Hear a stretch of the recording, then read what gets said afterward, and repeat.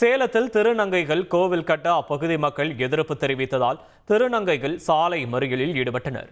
சேலம் சூரமங்கலம் புதுரோடு மூலக்கடை பகுதியில் வசிக்கும் திருநங்கைகள் ஒன்று சேர்ந்து அங்குள்ள ஒரு பழமையான கோயிலுக்கு புதிய கட்டிடம் கட்டி வந்தனர். இதற்கு அப்பகுதி மக்கள் எதிர்ப்பு தெரிவித்த நிலையில் கட்டுமான பணியை அதிகாரிகள் நிறுத்தி வைக்கும்படி கூறினர். இதனால் ஆத்திரமடைந்த 20க்கும் மேற்பட்ட திருநங்கைகள் சாலை மறியலில் ஈடுபட்டதால் போக்குவரத்து பாதிக்கப்பட்டது. அங்கு வந்த போலீசார் அவர்களை அப்புறப்படுத்தியதால் பரபரப்பு ஏற்பட்டது.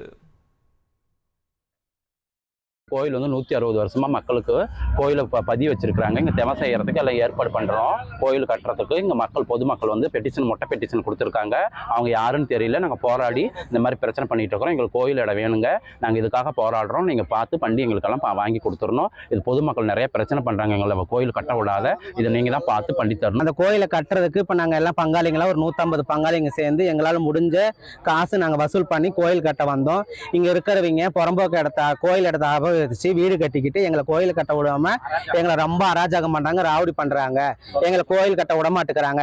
எங்களுக்கு இந்த கோயில் இடம் வேணும். இது எங்களுக்கு இல்லை, எங்க ஒருத்தருக்காக நாங்க பேசல, எங்க 200 குடும்பத்துக்காக நாங்க பேசுறோம். சாமிக்கோசரம் பேசுறோம். கடவுள் இருக்கிறாரு உண்மைனா எங்களுக்கு இந்த இடத்த திருப்பி வாங்கி கொடுங்க. செய்திகளை உடனுக்குடன் தெரிந்து கொள்ள உடனே சப்ஸ்கிரைப் பண்ணுங்க.